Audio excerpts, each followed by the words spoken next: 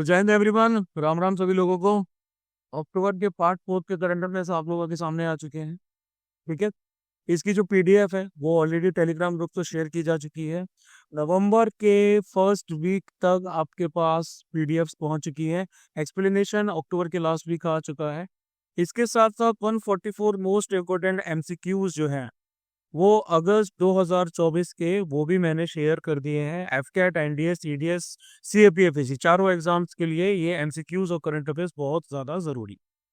Last में reminder दे देता हूँ मैं कि बसंतर 2 सीडीएस 1 2025 जो 100 डेज का पैच है, आपके पास तकरीबन बचे हैं 70 डेज। अगर आप फुल टाइम डेडिकेट कर सकते हैं प्रिपरेशन में तो फिर आप इस कोर्स को ज्वाइन कर सकते हैं, है ना। We do have live classes और रिकॉर्डेड क्लासेस भी हैं हमारे पास में। एंड इस पूरे कोर्स की वैलिडिटी 1 साल की रहेगी। 8839961158 पर आप डीएम कर सकते हैं। चलो, सुप्रीम कोर्ट ने कहा है कि स्टेट्स के पास ये पावर है कि इंडस्ट्रियल अल्कोहल को और डीनेचर्ड स्पिरिट को वो रेगुलेट कर सकते हैं। State of UP versus MS Lalita Prasad case जो आ जाता है, ठीक है। इसमें सुप्रीम कोर्ट ने कहा है कि इंटॉक्सिकेटिंग लिकर जो रहता है, जो आपका एंट्री 8 में है, एंट्री 8 ऑफ लिस्ट 2 यानी कि स्टेट लिस्ट में जो आ जाती है, जो कि हमारा 7th शेड्यूल में आ जाता है कॉन्स्टिट्यूशन के, इसमें इंडस्ट्रियल अल्कोहल को भी शामिल किया जाए। इसमें उनका 1990 का जो पहला जजमेंट था, synthetics and chemicals limited versus state of UP case, इसमें कहा गया था इंटॉक्सिकेटिंग लिक्वर का मतलब सिर्फ आपका पोर्टेबल अल्कोहल ही रहता है ना, सिर्फ वही रहता है आपका। और स्टेट जो है इंडस्ट्रियल अल्कोहल पे टैक्स नहीं लगा सकते, इसको उन्होंने हटा दिया। देखो, इसकी अगर हम ओवरऑल बैकग्राउंड की बात करें, करंटली हमारी जो यूनियन है, सेंट्रल गवर्नमेंट है, वो अल्कोहल को रेगुलेट करती है, इंडस्ट्रियल अल्कोहल को बेसिकली रेगुलेट करती है। ठीक है, किसके अंडर में करती है? Industries development and regulation act 1951। Union ने इस लॉ को डिफेंड किया था इस बेसिस पे कि भैया जो पावर हमें एंट्री 52 के अंडर में दी गई है, जो यूनियन लिस्ट को बिलोंग करती है, और एंट्री 33 के अंडर में दी गई है, जो कंकरेंट लिस्ट को बिलोंग करती है। ठीक है। अब एंट्री 52 आपकी इंडस्ट्री से रिलेटेड है, और एंट्री 33 जो है ये आपकी ट्रेड एंड कॉमर्स से रिलेटेड है, प्रोडक्शन, सप्लाई और डिस्ट्रीब्यूशन ऑफ सर्टेन प्रोडक्ट से रिलेटेड है। स्टेट्स का आर्गुमेंट ये है कि इंडस्ट्रियल अल्कोहल को मिसयूज किया जा सकता है, इससे कंज्यूमेबल अल्कोहल इलीगली आपकी प्रोड्यूस की जा सकती है ना, और इसकी वजह से भैया हमें कानून लगाना जरूरी हो। अब अगर हम इंडस्ट्रियल अल्कोहल की बात करें तो ये आपकी अल्कोहल का एक मेजर टाइप होता है, इसको आइसोप्रोपाइल अल्कोहल भी कहा जाता है।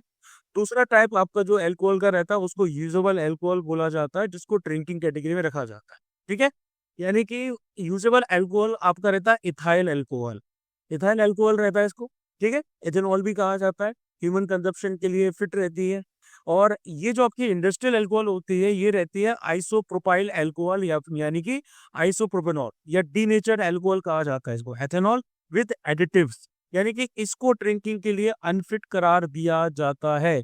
इसमें सब्सटेंसेस ऐड किए जाते हैं जिससे ये पॉइजनस और अनप्लेजेंट रहती है टेस्ट के लिए। ठीक है। इसके एप्लीकेशंस बहुत होते हैं, मैन्युफैक्चरिंग के लिए यूज किया जाता है, पेंट्स वगैरह में, सॉल्वेंट्स के लिए, वार्निशेस में, एडिसिव्स में, क्लीनिंग के लिए यूज किया जाता है, इसको फ्यूल के तौर पे किया जाता है, और मेडिकल पर्पसेस में भी इसका इस्तेमाल किया जाता है। अब इंडिया की पहली एवर ग्रेट इंडियन बस्टर्ड को हैच किया गया है आर्टिफिशियल इंसेमिनेशन के द्वारा। Artificial insemination great Indian bustard का किया गया है, इसको शायद सोन चिरैया कहते हैं। ये आपका नेशनल ब्रीडिंग सेंटर जो है हमारा जैसलमेर राजस्थान, वहां पे कंडक्ट किया गया है बस्टर्ड रिकवरी प्रोग्राम के अंदर। बस्टर्ड रिकवरी प्रोग्राम को 2016 से 2021 तक के लिए स्टार्ट किया गया था, कमेंस किया गया था। एक एक्सटेंशन इन लोगों को 2021 से लेकर 2024 तक भी दिया गया है। ऑब्जेक्टिव आ जाते हैं conservation, breeding, capacity building, advocacy करनी है कि भैया बस्टर्ड कंजर्वेशन किया जा सके, है ना, ये सब चीजें आ जाती हैं।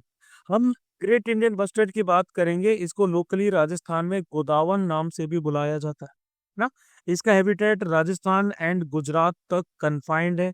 छोटी छोटी पॉपुलेशन आपकी महाराष्ट्र, कर्नाटक और आंध्र प्रदेश के पॉकेट्स में भी मिल जाती। आईयूसीएन ने इसको क्रिटिकली इंडेंजर्ड की श्रेणी में रखा है। वाइल्ड लाइफ प्रोटेक्शन एक्ट 1970 2 ने शेड्यूल 1 और अपेंडिक्स 1 ऑफ द में रखा गया है और शेड्यूल 4 में रखा गया है, ये साइट से रिलेटेड है। ठीक है, इसके साथ साथ इसको स्पीसीज रिकवरी प्रोग्राम के अंदर भी डाला गया है। 150 से भी कम ग्रेट इंडियन बस्टर्ड जो हैं वो आपकी खुले में मौजूद है और एक्सक्लूसिवली इंडिया तक ही रिस्ट्रिक्टेड है। इनके बिहेवियर की बात करें तो ये एक ग्रास लैंड स्पीसीज है। ठीक है, एंडेमिक है इंडियन सब कॉन्टिनेंट की, यही पाई जाती है।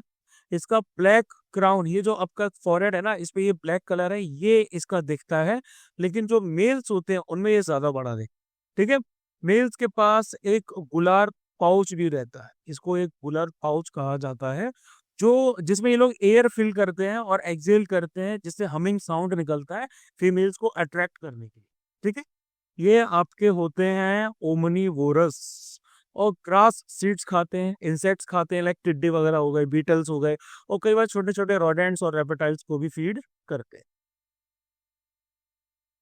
फिर बात आई है commitment to reduce inequality. CRI index 2024 को रिलीज कर दिया गया है। सीआरआई इंडेक्स को रिलीज किया गया है Oxfam and development finance institution international के द्वारा। ये तो बॉडीज आ जाती है। सीआरआई क्या करता है? सीआरआई 164 कंट्रीज के कमिटमेंट को एसेस करता है, कंट्रीज को, रीजन्स के, कि भैया ये इन इक्वलिटी से कितना कॉम्बैट कर रहे हैं, कितना लड़ रहे हैं, कितने कमिटेड है इनइक्वलिटी, आर्थिक सॉरी असमानता से लड़ने के लिए।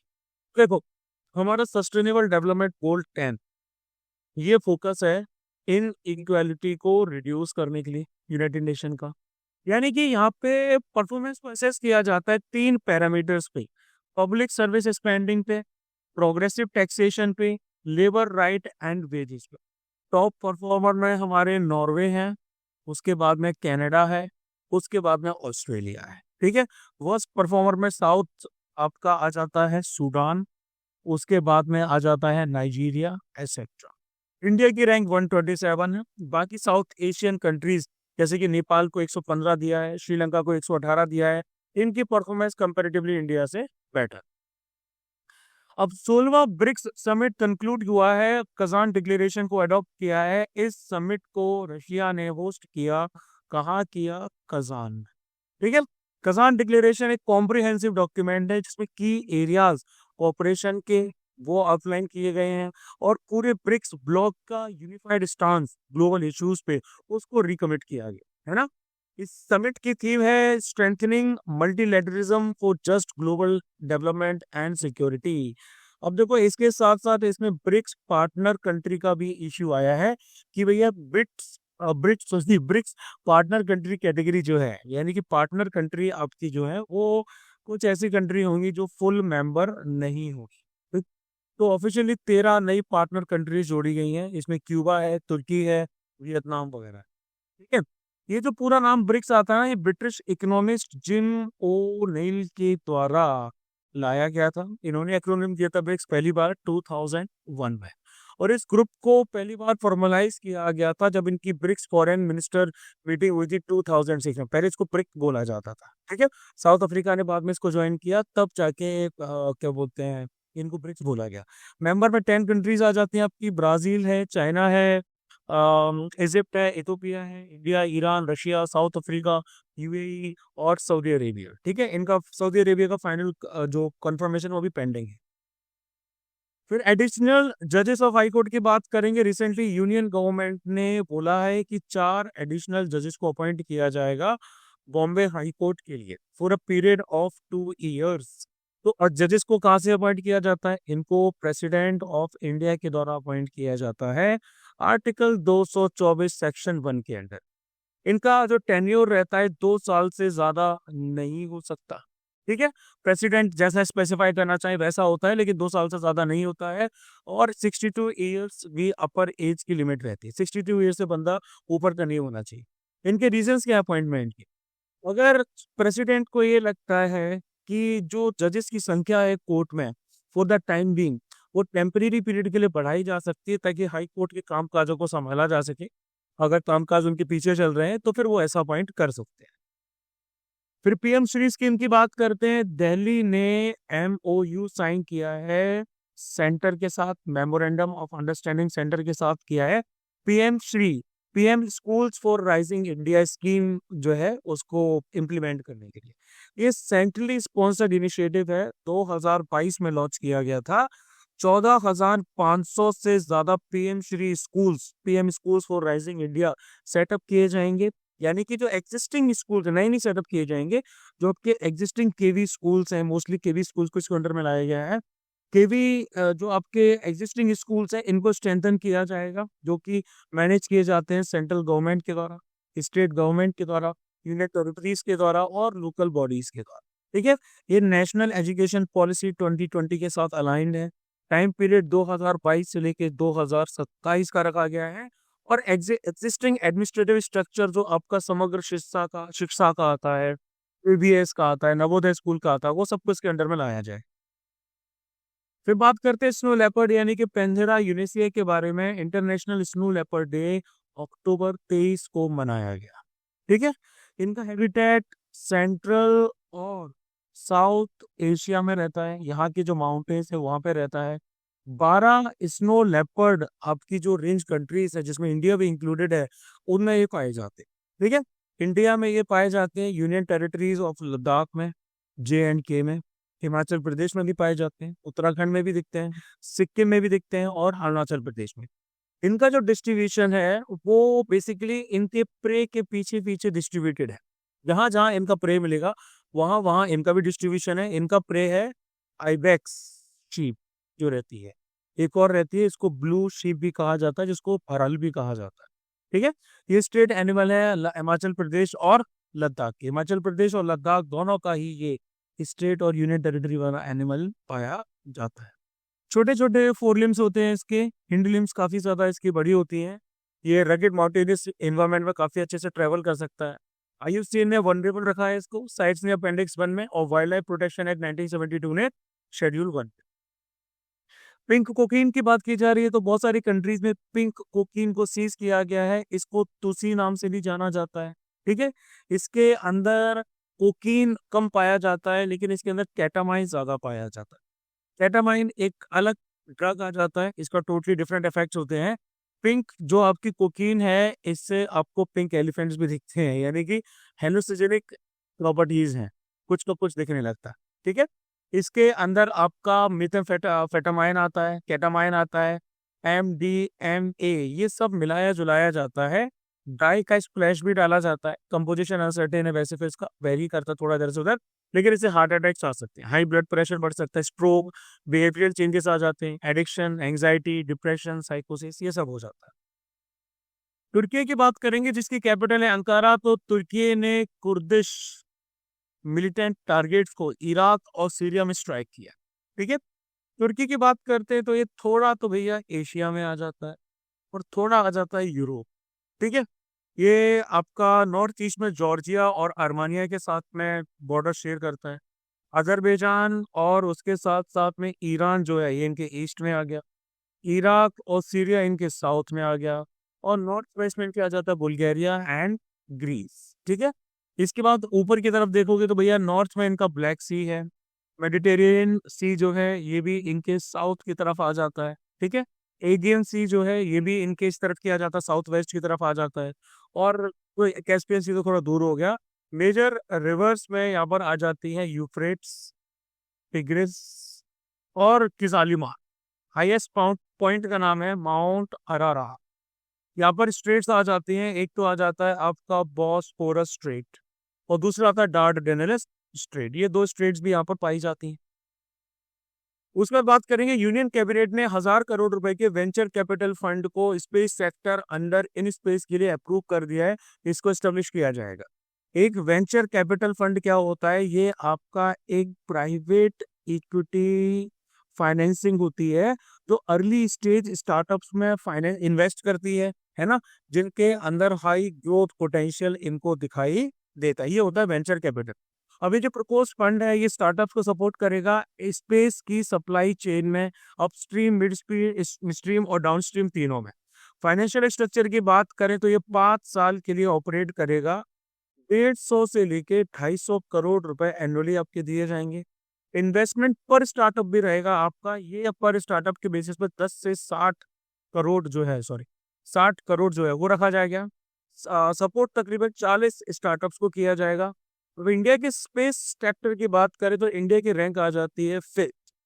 2 से लेके 3% ग्लोबल स्पेस इकोनॉमी को हम कवर करते हैं। हमारा वैल्यूएशन तकरीबन $8.4 बिलियन आ जाता है। टारगेट 2033 तक का हमने रखा है $44 बिलियन पहुंचने का। ठीक है। इन स्पेस की बात करते हैं। इंडियन नेशनल स्पेस प्रमोशन और ऑथराइजेशन सेंटर इन स्पेस को 2020 में स्टेब्लिश किया गया था। Single window independent nodal agency है जो ऑटोनोमस एजेंसी के तौर पे काम करती है डिपार्टमेंट ऑफ स्पेस के अंडर। ये एक इंटरफेस के तौर पे काम करती है इसरो के बीच में और नॉन गवर्नमेंटल एंटिटीज जो हमारी हैं कि प्राइवेट सेक्टर के पार्टिसिपेशन को स्पेस के सेक्टर में बढ़ाया जा सके, है ना।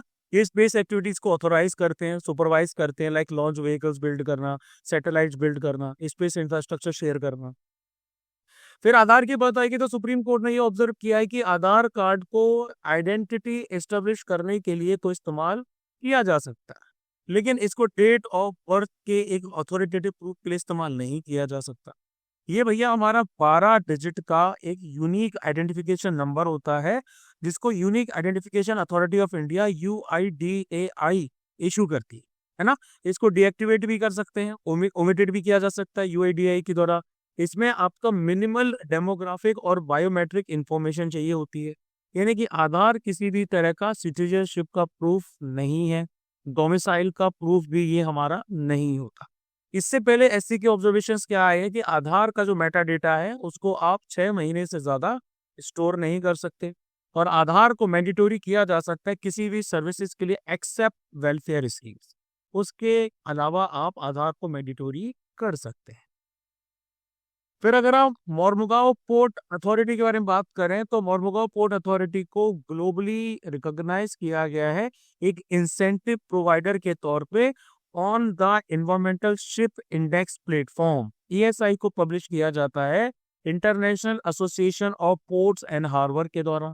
ये उन शिप्स को आइडेंटिफाई करते हैं जो बेटर परफॉर्म करते हैं एयर एमिशंस रिड्यूस करने के लिए, है ना। करंट एमिशन स्टैंडर्ड से भैया आपका कम होना चाहिए, जो कि इंटरनेशनल मैरीटाइम ऑर्गेनाइजेशन IMO ने डिसाइड की। मोरमुगांव पोर्ट की बात करें तो ये गोवा में सिचुएटेड मेजर पोर्ट आ जाता है इंडिया का, माइनर पोर्ट नहीं है, ये मेजर पोर्ट है। ये इंडिया का पहला पोर्ट है जिसने ग्रीन शिप इंसेंटिव्स यानी कि हरित श्रेय स्कीम जो है उसको इंट्रोड्यूस किया है ESI के जरिए। हरित श्रेय 2023 की स्कीम है जिसमें शिप्स को इंसेंटिवाइज किया जाता है जिनके फेवरेबल ESI स्कोर्स होते हैं, यानी कि डिकार्बनाइजेशन और ग्रीन शिपिंग की तरफ जिनका ध्यान ज्यादा जाता है। इसी कंटेक्स्ट में बिहता ड्राई पोर्ट की बात करते हैं। बिहार का पहला ड्राई पोर्ट, है ना। इसको इनलैंड कंटेनर डिपोट भी कहा जाता है। इसको बिहार में बिहता यानी कि पटना के पास में इनॉग्रेट किया। ड्राई पोर्ट क्या होते हैं भैया? ड्राई पोर्ट आपके एक पर्टिकुलर लॉजिस्टिक्स फैसिलिटी उपलब्ध कराते हैं जो कि सी पोर्ट से या एयरपोर्ट से दूर रहता है, कार्गो हैंडलिंग के लिए, स्टोरेज के लिए, ट्रांसपोर्टेशन के लिए।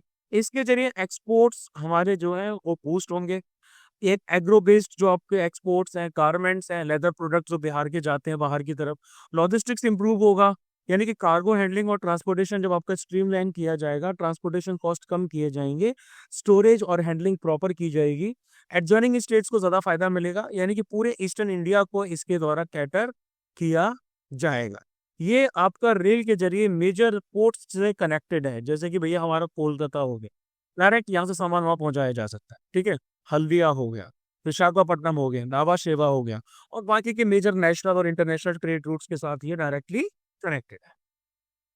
लेक एरी की बात करते हैं तो भैया टॉक्सिन्स एक पर्टिकुलर बैक्टीरिया से जो रिलीज किए गए हैं जिसको कहा जाता है माइक्रोसिस्टिन, उसके द्वारा एनिमल और जो लोग हैं वो सिक हो सकते हैं जब वो डायरेक्टेड लेक एरी के पानी के कांटेक्ट में आते हैं, ऐसा एक स्टडी का कहना है। ठीक है। लेक एरी 4th लार्जेस्ट लेक में आ जाता है, जो आपके 5 ग्रेट लेक्स हैं USA और कनाडा के। ठीक है। Lake superior, lake Michigan, lake Huron, lake Ontario और लेक एरी। ठीक है। ये कनाडा और USA के बॉर्डर्स पे सिचुएटेड हैं। तो ये सबसे ज्यादा वार्मेस्ट भी आ जाता है और ये शैलो भी आ जाता है, बायोलॉजिकली डाइवर्स भी आता है नॉर्थ अमेरिका के ग्रेट लेक्स में। ठीक है। कनाडा और US के बीच में ये पूरी बाउंड्री की तरह बनाते हैं। नाइग्रा फॉल्स जो है वो आपका नाइग्रा रिवर पे सिचुएटेड है, जो कि लेक एरी से लेक ओंटारियो की तरफ जाता है, ये यहाँ। उसके बाद में कार्बन बॉर्डर एडजस्टमेंट मैकेनिज्म यानी कि CBAM, तो कजान डिक्लेरेशन जो अडॉप्ट किया गया है ब्रिक्स के द्वारा। इन्होंने आपका CBAM जो है इसको रिजेक्ट कर दी, कहा कि भैया ये भेदभाव से भरा है, डिस्क्रिमिनेटरी है ना। इन्होंने बोला कि यूरोपियन यूनियन की जो पॉलिसी है कि वो कार्बन टैक्स लगाते हैं। किस पे कार्बन टैक्स लगाते हैं? उन सारे इंपोर्ट्स पे लगाते हैं जो कि सर्टेन प्रोडक्ट्स की कैटेगरी में आते हैं, जिनको सर्टेन कंट्रीज से मंगाया जाता है, जिनके पास का क्लाइमेट पॉलिसी थोड़ी सी कमजोर है, या फिर जिनकी बहुत ज्यादा तेज नहीं है, जैसे कि स्टील को हो गया, है ना। तो कार्बन बॉर्डर टैक्स आपका जो लगाया जाता है, ये उन कंपनीज को प्रिवेंट किया जाता है जो कि अपने प्रोडक्शन को लेस रेगुलेटेड कंट्रीज में शिफ्ट कर रहे हैं, जहाँ पर क्लाइमेट को लेके बहुत ज्यादा स्ट्रिक्ट मेजर्स नहीं है। तो CBAM को 2023 में लागू किया गया था। इसमें आपका ट्रांजिशनल फेज से लेके फुल इन्फोर्समेंट में आपका 2026 में मूव कर लिया जाएगा। अभी तो भाई धीरे धीरे करके फॉलो किया जा रहा है, लेकिन अब आपका कुछ ऐसी जगह किया जाएगा जहां पर सॉरी 2026 तक फुल ट्रांसफॉर्मेशन फेज में कर दिया जाएगा। इंडिया के कंसर्न ये है कि भैया नए तरह के ट्रेड बैरियर्स जो हैं वो लगाए जा सकते हैं, क्योंकि भैया हम जो सामान EU को भेज रहे हैं वो उस पर बैरियर लगा सकते हैं। CBAM का जो टैक्स बर्डन है ये इंडिया की GDP का 0.05% आ जाता है, ठीक है। सॉरी, अब उसका सिम्बेक्स 2024 की बात करते हैं तो 31st edition Singapore India maritime bilateral exercise SIMBEX का ईस्टर्न नेवल कमांड यानी कि विशाखापट्टनम में चल रहा। सिम्बेक्स आपकी एक्सरसाइज लॉयन किंग के नाम से 1994 में स्टार्ट हुई।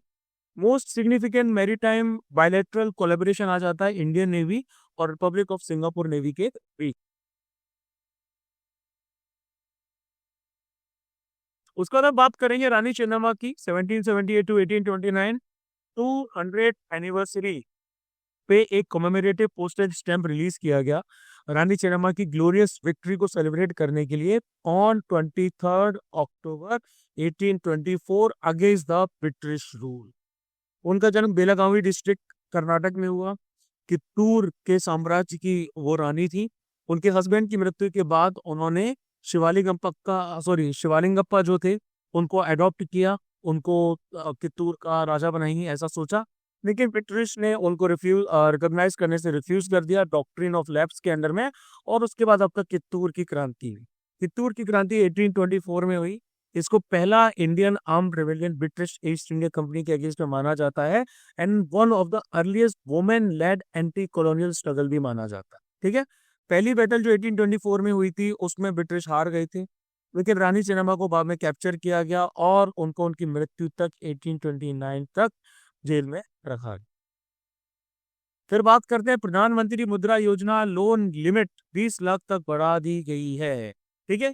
फाइनेंस मिनिस्टर ने जैसा आपका बजट 2024-2025 में बोला था उसके हिसाब से इंक्रीजमेंट आया है इसमें। एक जो हमारा नया तरुण प्लस की कैटेगरी जो है वो डिजिग्नेट कर दी गई है ना, ऐसे लोन्स के लिए जो 10 लाख से ऊपर रहेंगे और 20 लाख तक रहेंगे, ठीक है। अब एलिजिबिलिटी की बात करें तो जो भी लोन्स आपके तरुण प्लस की कैटेगरी में दिए जाएंगे वो उन एंटरप्रेन्योर्स को दिए जाएंगे जिन्होंने सक्सेसफुली पहले आपके लोन्स तरुण कैटेगरी में लिए हैं और वापस भी किए हैं। गारंटी कवरेज की बात करेंगे तो 20 लाख तक के लोन के लिए आपका जो है वो प्रोवाइड किया जाएगा आपको credit guarantee fund for micro units के अंडर में, ठीक है। ये जो फंड है ये डिस्क्रिप्शन के बेसिस पे रहेगा। इसमें लिस्ट ऑफ इंस्टीट्यूशंस को अप्रूव किया जा सकता है स्कीम्स के लिए, गारंटी कवर वगैरह अवेलेबल या अनअवेलेबल रहेगा उसके बेसिस पे। CGFMU जो है इसको 2016 में national credit guarantee trustee company limited के अंडर में सेटअप किया गया था, जो हुली ओन्ड कंपनी है गवर्नमेंट ऑफ इंडिया, ठीक है। तो प्रधानमंत्री मुद्रा योजना की बात करें जिसको 2015 में लॉन्च किया गया था, इनका काम आता है collateral free micro credit 10 lakh रुपए तक का उपलब्ध कराना, ये इनका एम आता है। कोई भी इंडियन सिटीजन जिसके पास एक बिजनेस प्लान है non corporate non farm income generating activity के लिए लाइक मैन्युफैक्चरिंग प्रोसेसिंग ट्रेडिंग या सर्विस सेक्टर, वो उसको अवेल कर सकता है। तो मुद्रा को बोला जाता है आपका micro units development and refinance agency limited, ये फंडिंग देती है फाइनेंशियल इंस्टीट्यूशंस को, लाइक बैंक्स हो गए, नॉन बैंकिंग फाइनेंशियल इंस्टीट्यूशंस यानी कि एनबीएफसीज हो गए, micro financing institutions like MFIs वगैरह हो गए। तो इसमें जो शिशु कैटेगरी आती है, इसमें आपका 50,000 रुपए तक के लोन्स को देखा जाता है। किशोर जो कैटेगरी आती है, इसमें 50,000 से लेके 5 लाख तक, और तरुण में आपका 5 लाख से लेके 10 लाख तक। उसके बाद मेटा और इंडिया एआई ने सेंटर फॉर जनरेटिव एआई सृजन को आईआईटी जोधपुर में अनवेल किया है। मेटा ने कोलैबोरेट किया है मेटी के साथ और all India council for technical education AICTE के साथ। ठीक है, इन्होंने आपका युवा AI initiative for skilling and capacity building launch किया है। ये आइडेंटिफाई करेंगे, एम्पावर करेंगे next generation of AI innovators को, एंटरप्रेन्योर्स को, यूजिंग ओपन सोर्स एआई, और एक्सप्लोर करेंगे पॉसिबिलिटीज को लार्ज लैंग्वेज मॉडल्स यानी कि एलएलएम। 1 लाख यूथ डेवलपर्स और एंटरप्रेन्योर्स को एआई स्किल्स में नर्चर करेंगे ओवर द नेक्स्ट 3 years। उसके बाद यूनाइटेड किंगडम आपकी पहली कंट्री बन गई है जिन्होंने इलेक्ट्रिसिटी प्रोडक्शन को कोल से कंप्लीटली स्टॉप कर दिया। Last coal based power plant जो है इनका, जब ये बंद हुआ है तो 142 ईयर्स की इनकी जो हिस्ट्री है कोल जनरेटेड इलेक्ट्रिसिटी की, वो भी आपकी खत्म हो गई है। यानी कि इनकी इलेक्ट्रिसिटी नीड्स जो है 40% इसके द्वारा पूरी की जाती थी। तो ये वर्ल्ड का पहला कोल प्लांट आपका लंदन में 1882 में खोला गया था, जबकि इंडिया में पहला major thermal power plant Hussain Sagar thermal power station Hyderabad में 1920 में खोला गया। एशियाटिक गोल्डन कैट की बात करें, एशियाटिक गोल्डन कैट इसको कहा जाता है कैटोपुमा टैमेनिक की। ठीक है, ये असम के मानस नेशनल पार्क में देखी गई। इसका हैबिटेट फॉरेस्ट में पाया जाता है, यानी कि आपको ट्रॉपिकल फॉरेस्ट में भी दिखेगी और आपको सब ट्रॉपिकल फॉरेस्ट एवरग्रीन फॉरेस्ट में भी दिखेगी। मिक्स्ड के साथ साथ ये आपको ड्राई डेसिडियस फॉरेस्ट में भी दिखेगी और उसके साथ साथ हमारे ट्रॉपिकल रेन फॉरेस्ट है वहां भी दिखेगी। रेंज कंट्रीज की बात करें तो नॉर्थ ईस्टर्न इंडियन सबकॉन्टिनेंट में, साउथ ईस्ट एशिया में और चाइना में भी दिखती है। ठीक है, कॉमन कैट कलर इसका जो रहता है गोल्डन रहता है, रेड ब्राउन रहता है, लेकिन डार्क ब्राउन और ग्रे भी कई बार हो जाता है। साइज मीडियम से लेके रिलेटिवली इसकी जो टांगे होती है काफी लंबी होती हैं। ये बेसिकली रात में विचरण करती है यानी कि नॉक्चुरल होती है, लेकिन रिसेंट डेटा से पता चलता है कि ये डायरनल भी बिहेव कर सकती है, यानी कि दिन में भी चल सकती है और एक्ट कर सकती है। आईयूसीएन का स्टेटस नियरली थ्रेटेंड है। इंडिया के वाइल्ड लाइफ प्रोटेक्शन एक्ट 1972 ने शेड्यूल 1 और शेड्यूल 4 में रखा। उसके बाद exploitation of green certification systems, green washing एक टर्म हमारा आता है, ग्रीन वॉशिंग। उसके साथ साथ आता है फ्री राइडिंग। ठीक है, और आउटडेटेड सर्टिफिकेशन सिस्टम्स पे कुछ सवाल खड़े कर रहे हैं। Sustainable certification systems, green washing में क्या होता है, आपका फॉल्स क्लेम रेज किए जाते हैं कि भैया हम तो इको फ्रेंडली हैं। किसी भी कंपनी के क्रेडेंशियल जो है वो इको फ्रेंडली होने के दावा करते हैं, इस रिक्वायर्ड स्टैंडर्ड्स मीट नहीं करते हैं। फ्री राइडिंग में क्या होता है, बिजनेसेस को अलाउ किया जाता है बेनिफिट लेने के लिए कि भैया एक पॉजिटिव इमेज जो सर्टिफिकेशंस की है उससे वो बेनिफिट लेते हैं। जेन्युइनली सस्टेनेबल प्रैक्टिसेस इंप्लीमेंट नहीं करते हैं, लेकिन सर्टिफिकेट्स एक्वायर कर लेते हैं। सॉल्यूशन की बात करें तो भैया ये प्रैक्टिसेस जो हैं इनको अवॉइड किया जा सकता है डिसरप्टिव ग्रीन टेक्नोलॉजीज के जरिए, लाइक आपकी बायोफिलिक जो डिजाइन हैं उनके जरिए। बायोफिलिक डिजाइन आपके ऐसे स्पेसेस क्रिएट करती हैं जो लोगों को नेचर के साथ कनेक्ट करती हैं, एक पॉजिटिव इन्वायरमेंटल इम्पैक्ट भी क्रिएट करती हैं, है ना। यानी कि ग्रीन बिल्डिंग प्रैक्टिसेस को बढ़ावा देना, इकोलॉजिकल फुटप्रिंट किसी बिल्डिंग का घटाना, नेचुरल प्रोसेसेस वगैरह करना, जैसे कि किसी छत पे भैया आपने ग्रीन रूफ लगवा दी, ये सब आ जाता है। उसके बाद में फ्लू गैस डिसल्फराइजेशन की बात करते हैं तो नीति आयोग ने रिसेंटली क्वेश्चंस रेज किए हैं फ्लू गैस डिसल्फराइजेशन को लेके, इंस्टॉलेशन जो इंडिया के थर्मल पावर प्लांट में लगाया जा रहा है। यानी कि ये हमारी होती है एक स्क्रबिंग टेक्निक जो क्या करती है, आपका एक एल्कलाइन रिएजेंट को यूज करती है, सोडियम या कैल्शियम बेस्ड कोई भी एल्कलाइन रिएजेंट आपका हो सकता है।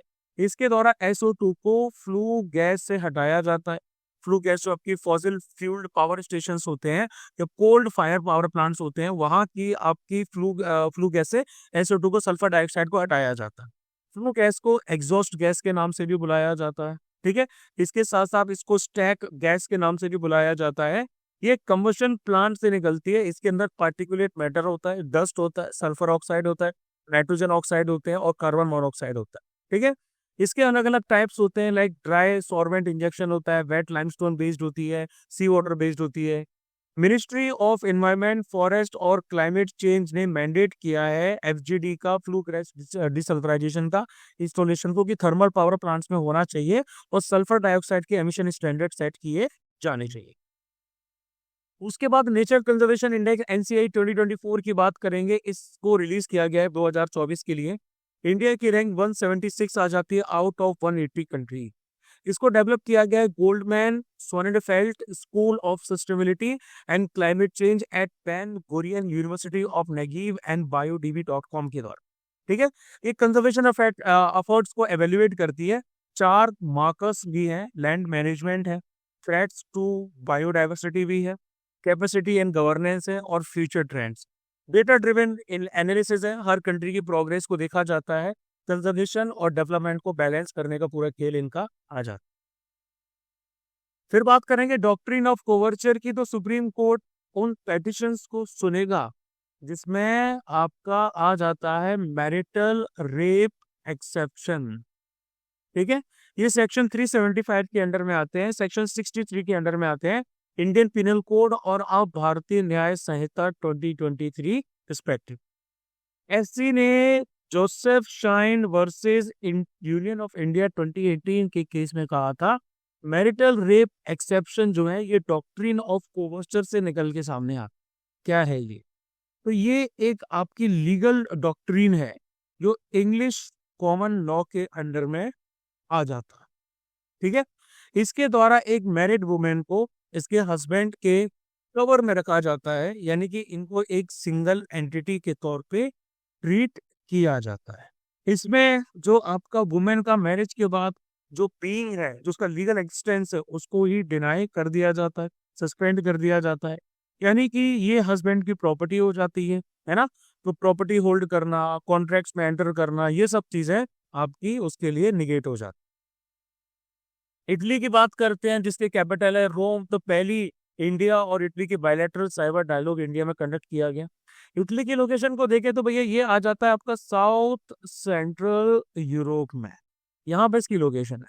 लैंड बाउंड्रीज में अगर आप देखेंगे तो भैया इसके साथ में आ गया है, ये फ्रांस को नहीं दिखाई दे रहा है, फ्रांस आ गया भैया यहाँ पे। ठीक है। फ्रांस है, स्विट्जरलैंड है, जर्मनी है और उसके साथ साथ ऑस्ट्रिया, जर्मनी नहीं है सॉरी, ऑस्ट्रिया है, आपका स्लोवेनिया है नदर्न साइड में। मैरीटाइम बाउंड्री की बात करेंगे तो यहाँ पर आपका जो है वो क्या बोलते हैं, मेडिटेरेनियन सी आ गया, आयरन सी आ गया। ठीक है। इसके बाद साथ साथ एड्रियाटिक सी इनके ईस्ट में आ जाता है, कैरेबियन सी जो है इनके वेस्ट में आ जाता है। मेजर रिवर्स की बात करेंगे तो पो है, एडिगे है और आपकी टिबर है। ठीक है। उसके बाद में हाईएस्ट पॉइंट यहाँ पर आ जाता है माउंट मॉन्ट ब्लैंको, इसको मॉइंट मॉन्ट भी मॉन्ट ब्लैंक भी कहा जाता है। क्लाइमेट इसका मेडिटेरेनियन क्लाइमेट टाइप का आ जाता है। फिर ये आगे बढ़ते हैं और बात करते हैं कि 95% लैंड रिकॉर्ड्स रूरल इंडिया के डिजिटाइज्ड किए जा चुके हैं। ऐसा मिनिस्टर ऑफ रूरल डेवलपमेंट का कहना है कि 2016 से लैंड रिकॉर्ड डिजिटाइजेशन 6.26 लाख गांवों का हो चुका है। ये एक मेजर माइलस्टोन है गवर्नमेंट के एफर्ट्स में कि सिक्योर, ट्रांसपेरेंट और एसेसिबल लैंड ओनरशिप इस्टेब्लिश की जा सके। ठीक है। अब गवर्नमेंट की इनिशिएटिव्स भी भैया हमारे बहुत सारे हैं लैंड डिजिटलाइजेशन को इम्प्रूव करने के लिए। इसमें एक तो आपका DILRMP आ जाता है। इसको इन सबको वैसे तो हमने पहले करंट अफेयर्स में कवर किया है, जैसे कि digital India land records modernisation programme.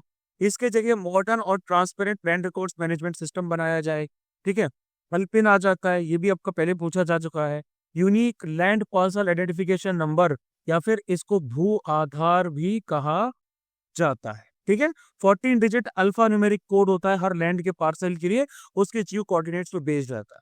इसके बाद आपका NGDRS आता है, यानी कि national generic document registration system. Uniform process है डॉक्यूमेंट रजिस्ट्रेशन का अक्रॉस मैनी कंट्रीज। ठीक है। उसके सॉरी अक्रॉस मैनी स्टेट्स।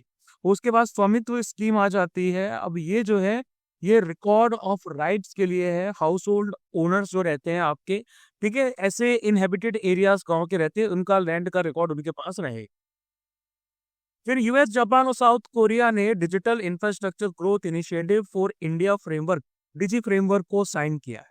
डिजी फ्रेमवर्क हमारा जो है ये एडवांस कॉरपोरेशन स्टेब्लिश करेगा United States, Japan, Republic of Korea. Partnership रहेगी इंडिया की एडवांस स्टेट प्रायोरिटीज के बेसिस पे।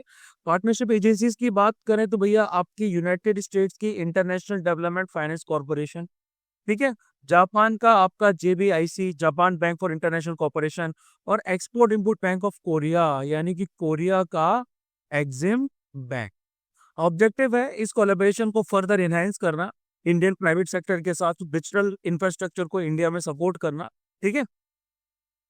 फिर आते हैं, एक नई रिपोर्ट ने हाईलाइट किया है पोटेंशियल थ्रेट्स को जो फॉसिल फ्यूल्स के द्वारा कोरल ट्रायंगल के लिए होंगी, ठीक है। तो अब देखो इसमें क्या बेसिकली क्या सीन है। इस रिपोर्ट को रिलीज किया गया है 16 COP, ठीक है, इसको 16 कॉन्फ्रेंस ऑफ पार्टीज पे रिलीज किया गया था to the convention of biological diversity यानी कि CBD। अब ये जो कोरल ट्रायंगल ये क्या है, ये कोरल ट्रायंगल हमारा ट्रॉपिकल वाटर्स में आता है, ट्रॉपिक ऑफ कैंसर और ट्रॉपिक ऑफ कैप्रिकॉर्न के बीच में आता है। वर्ल्ड का मोस्ट बायोडाइवर्स मेरीन रीजन है, ये यूनिक इकोसिस्टम है, बहुत सारी कंट्री से फैला हुआ है, तकरीबन 7 कंट्री से फैला हुआ है, साउथ ईस्ट एशिया और मेलानेशिया, ठीक है। 76% वर्ल्ड के कोरल स्पीसीज आते हैं, 2000 के आसपास कोरल फिश स्पीसीज आती हैं, और 7 में से 6 मेरीन टर्टल की जो स्पीसीज आती है वो यहीं आती है।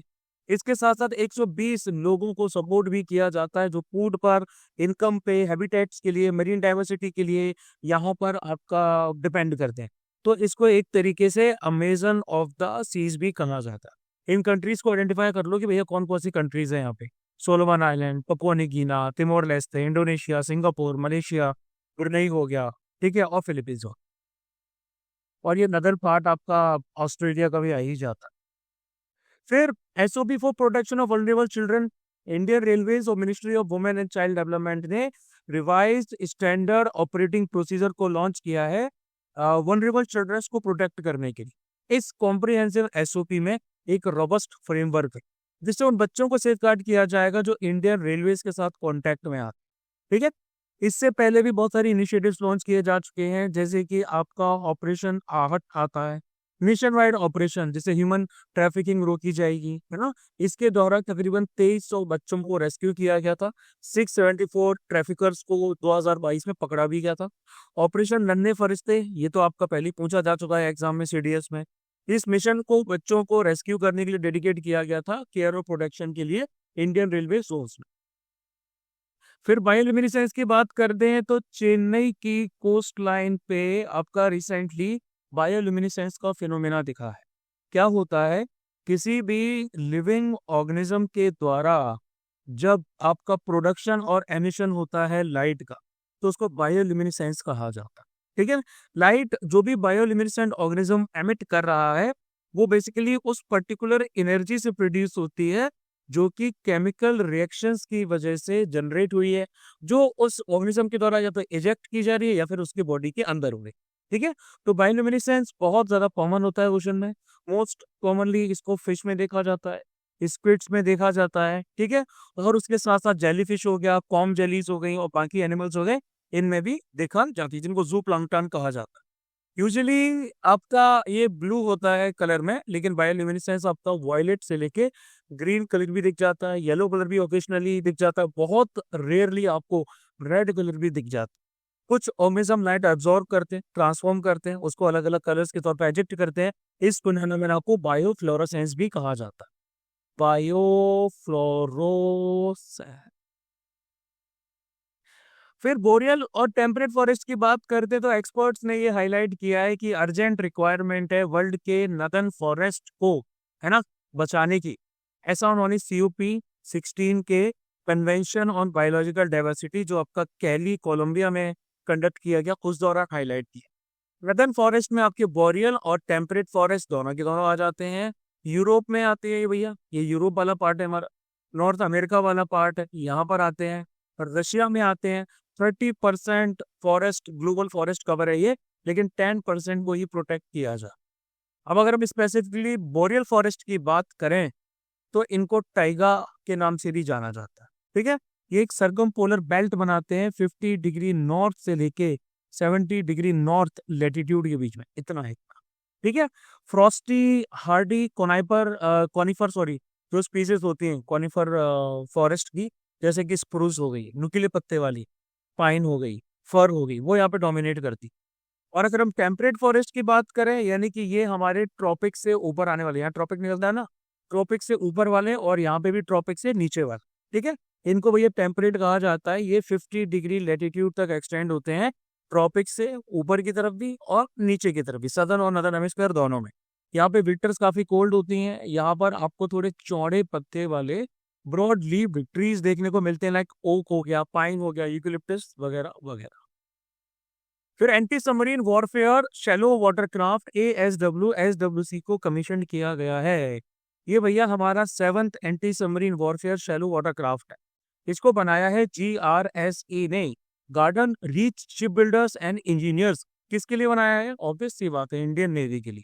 ठीक है, अब भैया ये anti submarine warfare shallow watercraft जो है, इसको 80% इंडिजिनियस कंटेंट से बनाया है, इंडिया के कंटेंट से, सेल्फ रिलायंस और आत्मनिर्भरता प्रमोट करने के लिए। इनको बेसिकली डिजाइन किया गया है एंटी सबमरीन ऑपरेशंस के लिए, कोस्टल वाटर्स में लो इंटेंसिटी मेरीन और मैरीटाइम ऑपरेशंस यानी कि लीमोस के लिए, और माइन बिछाने वाली एक्टिविटीज के लिए। ये तकरीबन 77 मीटर लॉन्ग है, 25 नॉट की स्पीड ये ले सकते हैं, और एंडोरेंस इनका 1800 नॉटिकल माइल्स आ जाता है। अब देखो CAPF-AC का बैच हमारा चल रहा है, आप सबको पता है 7 महीने का बैच है, 1 महीना तकरीबन कंप्लीट हो चुका है। अभी हमने पूरे 1 महीने में क्या क्या कवर किया है, हमने फिजिकल ज्योग्राफी जो है वो कवर कर ली है, यानी कि हमने पूरा 1 महीना अपनी फिजिकल ज्योग्राफी को दिया है। हफ्ते में 5 बार आपकी क्लासेस होती हैं जीके की, तो यू कैन इमेजिन कितने एफर्ट्स डाले गए हैं। 5 से 6 लेक्चर्स हमारे जो हैं वो एसेस को लेके भी हो चुके हैं।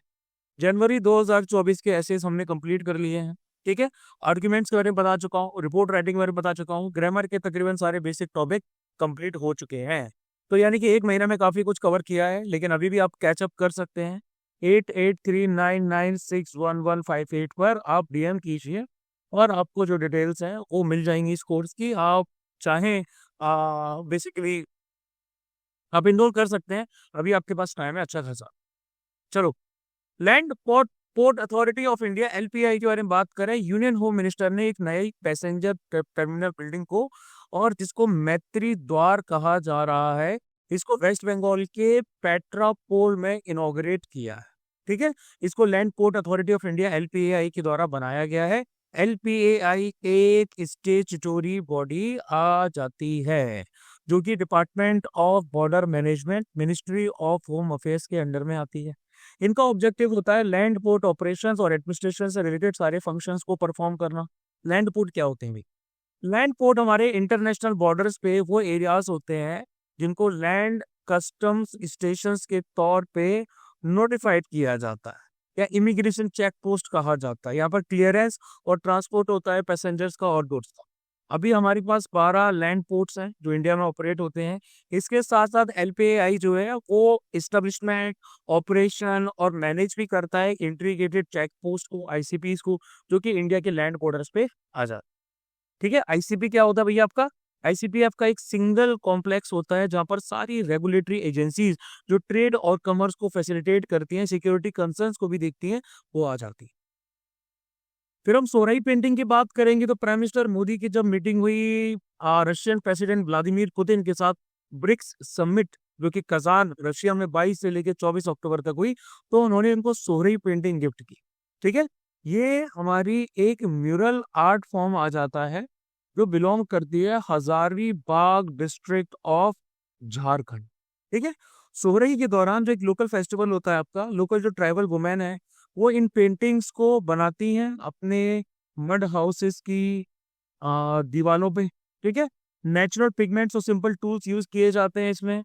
आर्टिस्ट जो रहते हैं वो आपके झाड़ जो होते हैं ना, ट्विक्स होते हैं, ट्विक्स से आपके ब्रशेस बनाते हैं, राइस स्ट्रो जो रहती है उससे ब्रशेस बनाते हैं। फिंगर से भी इस तरह के डिजाइन को बनाया जाता है। एनिमल्स दिखाए जाते हैं, बर्ड्स दिखाए जाते हैं, यानी कि नेचर एक प्राइमरी रिफ्लेक्शन है जो इस तरह की एग्रीगेरियन लाइफस्टाइल यानी कि एग्रीकल्चर सेंटर्ड लाइफस्टाइल में देखने को मिलता है। और वाइल्ड लाइफ के प्रति इनका जो रिस्पेक्ट है, रेवरेंस है, वो भी ट्राइबल कल्चर में देखने को मिलता है। ठीक है। तो भैया ये जो आपकी सोहरी और खोवर इनको कहा जाता है, ये जो पेंटिंग्स हैं इनको जियो इंडिकेशन टैग भी दिया जा चुका है। फिर मियावाकी फॉरेस्ट की बात करते हैं। एक डेंस फॉरेस्ट 8,000 फीट पे आपका उत्तराखंड के पिथौरागढ़ में बनाया गया। किस मेथड के जरिए? मियावाकी मेथड के जरिए। ठीक है। 93% सक्सेस रेट है इसका यहाँ पे। मियावाकी मेथड आपका एक रिफोरेस्टेशन टेक्निक होती है जिसको जापानीज बोटनिस्ट अकीरा मियावाकी ने डेवलप किया था। ठीक है। ये आपकी बेस्ड है पोटेंशियल नेचुरल वेजिटेशन के कंसेप्ट पे, यानी कि फॉरेस्ट को रीजनरेट कैसे करना है, क्लोजली आपको ट्री स्पीसीज को प्लांट करना होता है। ये स्पेसिफिक लोकेलिटी के लिए जो भी आपकी बेस्ट सूटेड होती है वहां के लिए हाई ट्री डेंसिटी चाहिए होती है भैया। डेंसिटी जो है आपकी वो काफी ज्यादा चाहिए होती है। पेड़ काफी आसपास लगाए जाते हैं। इससे नॉइस और एयर पोल्यूशन कम होता है। कार्बन सेक्वेस्ट्रेशन होता है, यानी कि कार्बन को एब्जॉर्ब करने का काम होता है इनका। क्लाइमेट चेंज को मिटिगेट करते हैं, डिग्रेडेड लैंड को रिस्टोर करते हैं, सॉइल इरोजन रोकते हैं, है ना। लेकिन इसके कुछ चैलेंजेस आ जाते हैं कि जेनेटिक डाइवर्सिटी बहुत लिमिटेड होती है, रिसोर्स काफी लगाने पड़ते हैं और सब लोकेशंस के लिए ये सुटेबल भी नहीं है। फिर हम बात करेंगे ट्रिटन आइलैंड के बारे में। सैटेलाइट इमेजेस के जरिए ये पता चला है कि एक मिलिट्री बिल्डअप चाइना के द्वारा ट्रिटन आइलैंड पे किया जा रहा है। ठीक है। कहाँ पे सिचुएटेड है ये पैरासेल आइलैंड्स पे सिचुएटेड है, जो कि आपको पूरा एरिया साउथ चाइना सी में आ जाता है। ठीक है। इसको चाइना में शिशा आइलैंड्स के नाम से भी जाना जाता है। इफेक्टिवली चाइना के द्वारा कंट्रोल्ड है, लेकिन इसको भैया हमारा वियतनाम और ताइवान ये भी इसको क्या करते हैं, इसको ये जो ताइवान हो गया भैया हमारा, वियतनाम नहीं दिख रहा मुझे, मलेशिया, इंडोनेशिया, वियतनाम क्यों नहीं दिख रहा है? यही होना चाहिए। हाँ जी, है तो, सॉरी यार, है तो वियतनाम और ताइवान के द्वारा भी इस पर क्लेम किया जाता है। चाइना ने पैरासेल आइलैंड्स को साउथ वियतनाम से 1974 के नेवल क्लैश के बाद ले लिया था। मिलिट्री बिल्डअप आपका ट्रिटन आइलैंड पे किया जा रहा है। इससे पता चल रहा है कि चाइना अपनी स्ट्रेटजी के तहत यहाँ मिलिट्री डोमिनेंस पूरे साउथ चाइना सी में फैलाना चाह रहा है। फिर प्रधानमंत्री वन बंधु कल्याण योजना PMVKY को 10 साल कंप्लीट हो चुके हैं। एक लैंडमार्क इनिशिएटिव है जिसको 2014 में लॉन्च किया गया था एक कॉम्प्रिहेंसिव स्ट्रेटजी के तौर पे, ताकि जो हमारे देश के ट्राइबल कम्युनिटीज हैं वो जो चैलेंजेस फेस कर रही हैं उनसे डील कर सके। ये एक सेक्टर की स्कीम है जो कि इंटीग्रेटेड, होलिस्टिक और इंक्लूसिव डेवलपमेंट करती है ट्राइबल कम्युनिटीज का। यानी कि इनकी जो सामाजिक और आर्थिक स्थिति है, सोशियो इकोनॉमिक जो इनकी कंडीशंस है ट्राइबल पॉपुलेशंस की, उनको इम्प्रूव करना है, उनके कल्चरल हेरिटेज और आइडेंटिटी को प्रिजर्व करना है। इम्प्लीमेंटेशन एजेंसी आ जाती है मिनिस्ट्री ऑफ ट्राइबल अफेयर्स। फिर सांबर लेक की बात करते हैं तो तकरीबन 40 के करीब माइग्रेटरी बर्ड्स की मृत्यु सांबर लेक में हो चुकी राजस्थान में। ये जो सांबर नाम है ये आपका आता है शाकांबरी माता से। ठीक है। जिनको हजारों साल पुरानी चौहान राजपूतों की कुल देवी माना जाता है। ठीक है। अब ये जो सांबर लेक है ये भैया हमारा वेटलैंड भी आ जाता है। वेटलैंड है, ऑब्वियस सी बात है। इंडिया का लार्जेस्ट सलाइन लेक है, बहुत ज्यादा यहाँ से नमक प्रोड्यूस होता है। इसको रामासर साइट के तौर पे 1990 में डिजिग्नेशन भी दिया था। इंटरनेशनल इकोलॉजिकल इंपॉर्टेंस के लिए इसको जाना जाता है। Tens of thousands of migratory birds यहाँ पर आते हैं। फ्लैमिंगोज आते हैं, नॉर्दर्न एशिया से आते हैं, साइबेरिया से आते हैं, नवंबर से लेकर फरवरी तक, वहां की कड़ी सर्दी से बचने के लिए। ठीक है। फिर अगर हम टर्मरिक यानी कि हल्दी की बात करते हैं, करकुमा लौंगा एल इसको कहा जाता है। देखो भैया, ये रिसेंट स्टडी की गई है, इससे पता चलता है कि टर्मरिक का एडल्टरेशन किया जा रहा है। किसके साथ किया जा रहा है? इसमें लेड क्रोमेट को मिलाया जा रहा है अक्रॉस साउथ एशिया। ठीक है। क्या है ये आपकी एक राइजोमेटस हर्ब है जो एशिया, इंडिया, चाइना और बाकी कंट्रीज में जहाँ पर ट्रॉपिकल क्लाइमेट होता है वहां इसको उगाया भी जाता है। ठीक है। राइजोमेटस हर्ब है, प्लांट है। हॉरिजॉन्टली आपका ये उगती है, अंडरग्राउंड स्टेम होती है, इसको राइजोम कहा जाता है। एक्वस एक्सट्रैक्ट जो टर्मरिक का होता है उससे बायो पेस्टिसाइडल प्रॉपर्टीज बनाई जाती, ठीक है, सॉरी, प्रॉपर्टीज वाले प्रोडक्ट्स बनाए जाते हैं, ठीक है। इसको कॉन्डिमेंट्स के तौर पे यूज किया जाता है, डाई के तौर पे, एरोमेटिक स्टिमुलेंट के तौर पे, अलग अलग मेडिसिन में। इंडिया लार्जेस्ट प्रोड्यूसर है टर्मरिक का वर्ल्ड में। 80% टोटल वर्ल्ड प्रोडक्शन हमारे पास आ जाता है। सबसे ज्यादा तेलंगाना में होता है, फिर आंध्र प्रदेश में, फिर महाराष्ट्र में, फिर उड़ीसा में, फिर तमिलनाडु में, फिर कर्नाटक में और फिर केरल, ठीक है। ये जो कच्ची हल्दी होती है ना, इसकी सब्जी बहुत बढ़िया होती है, कभी बना के देखना। उसके बाद brick national agri food bio manufacturing institute, brick navy की बात करें तो रिसेंटली एक नया कॉम्प्लेक्स इंडिया के पहले बायो मैन्युफैक्चरिंग इंस्टीट्यूट का इनॉग्रेट किया गया है। इसको नाम दिया गया है ब्रिक नेवी। इसको मोहाली पंजाब में इनॉग्रेट किया, ठीक है। Basically national agri food biotechnology जो हमारी आ जाती है, इंस्टीट्यूट आ जाता है नाभी, और उसके साथ साथ में आपका centre of innovative and applied bio processing, यानी कि CIAB, नेवी और CIAB, इनको मर्ज किया गया है और ये डिपार्टमेंट ऑफ बायोटेक्नोलॉजी के अंडर में आते हैं।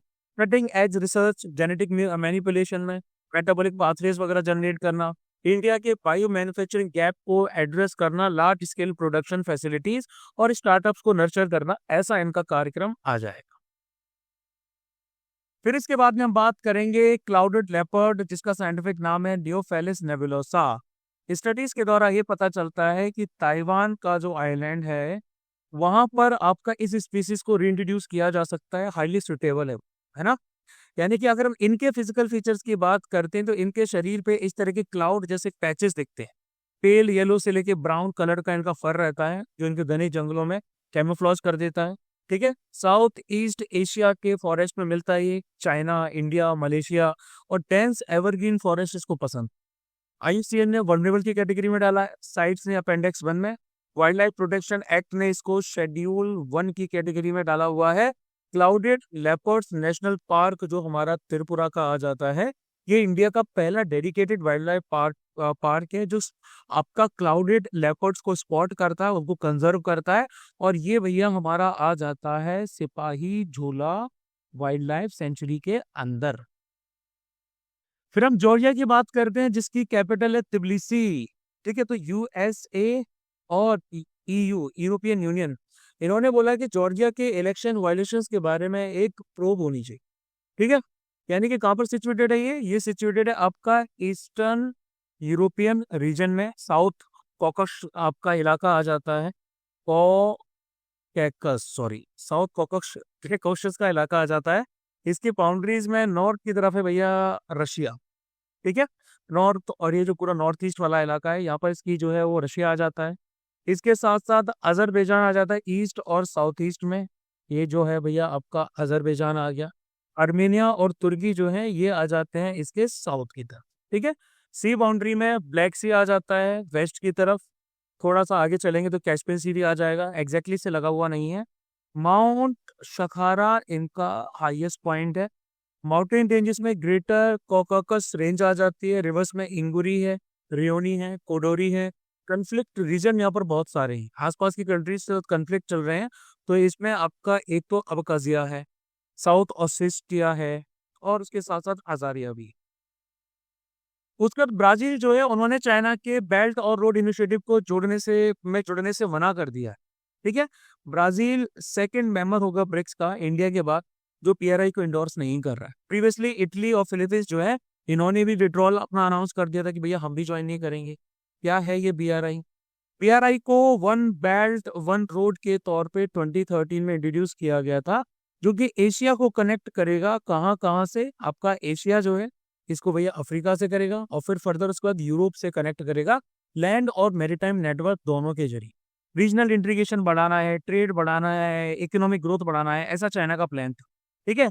इसके अंदर आपका सिल्क रोड इकोनॉमिक बेल्ट आ जाता है, ट्रांस कॉन्टिनेंटल पैसेज है भैया आपका, ठीक है। ये जो सिल्क रोड वाला पहला सिस्टम हुआ करता था ये आ गया इसमें। इसके साथ साथ मैरीटाइम सिल्क रूट हो गया आपका, जो पहले समुद्र वाला रास्ता फैला यूज किया जाता था वो आ जाता है। मेजर इन्वेस्टमेंट इसमें आ जाते हैं, पोर्ट्स वगैरह इन सबको लेके काफी ज्यादा इन्वेस्टमेंट चाइना वगैरह ने किया है।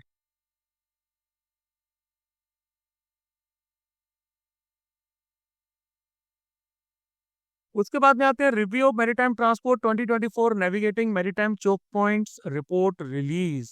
क्या है ये?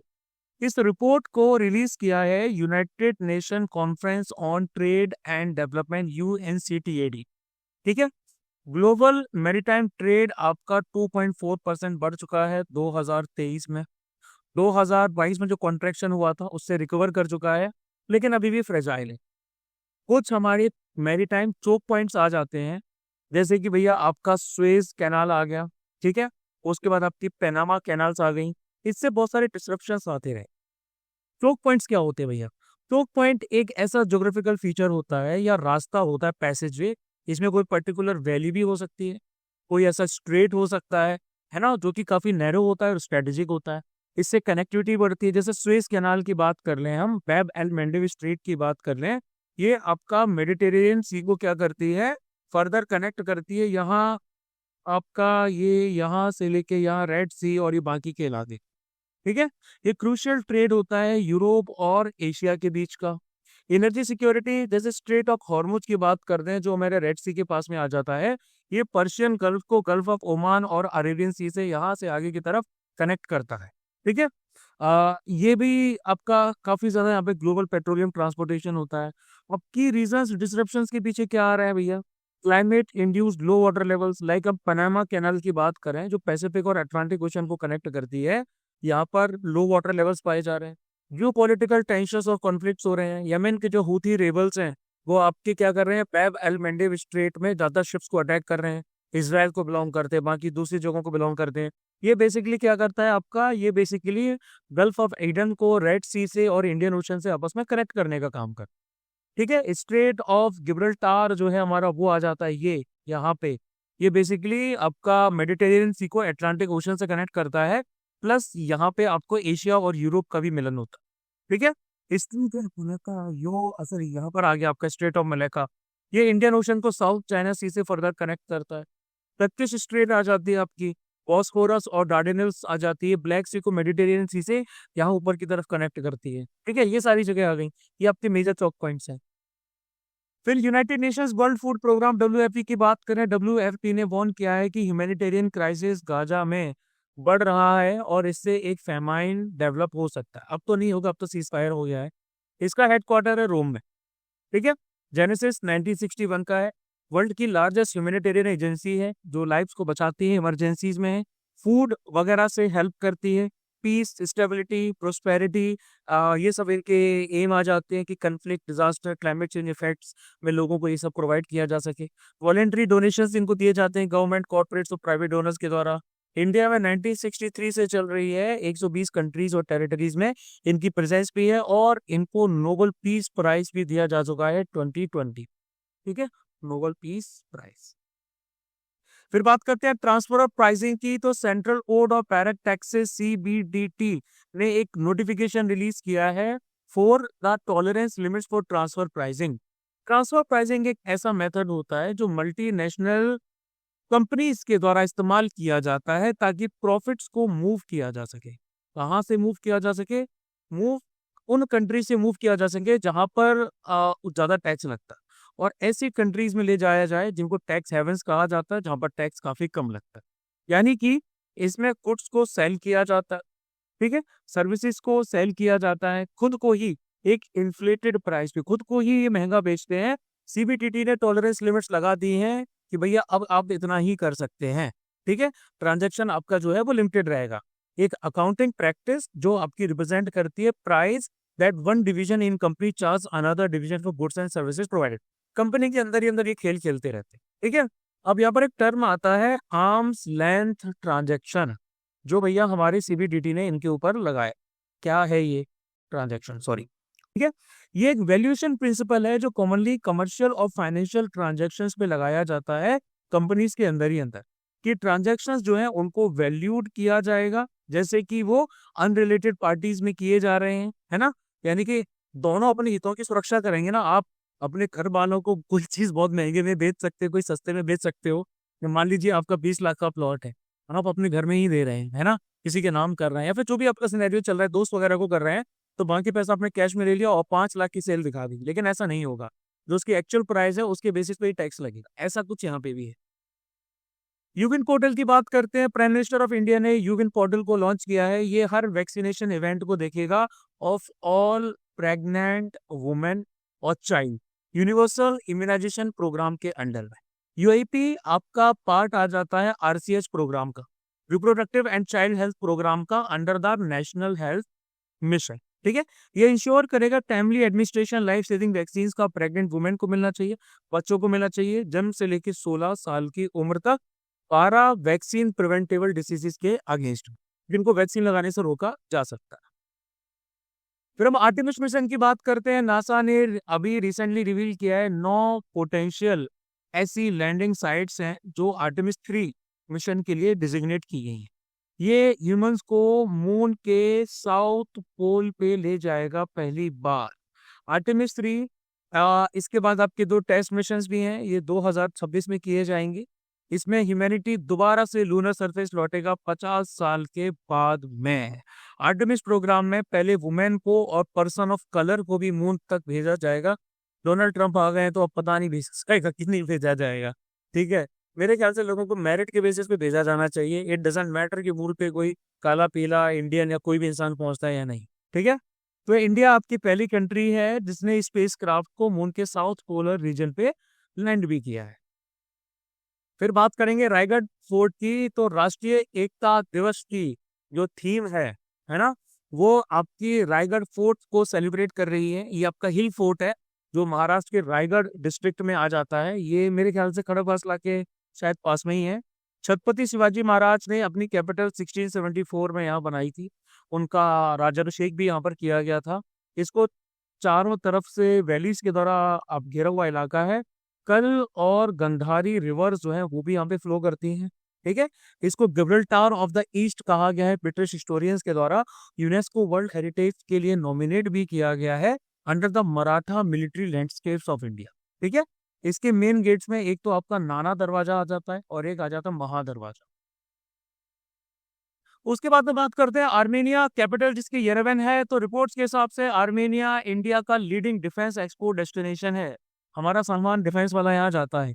ये एक लैंड लॉक्ड कंट्री है, आसपास समुद्र नहीं है डायरेक्टली। ठीक है, और ये लाइव करती है आपकी ट्रांस कॉकेशियन रीजन में। इसको ट्रांस कॉकेशिया बोला जाता है। ठीक है, कॉकाकस जो माउंटेन है उसके साउथ में सिचुएटेड आ जाता है ये।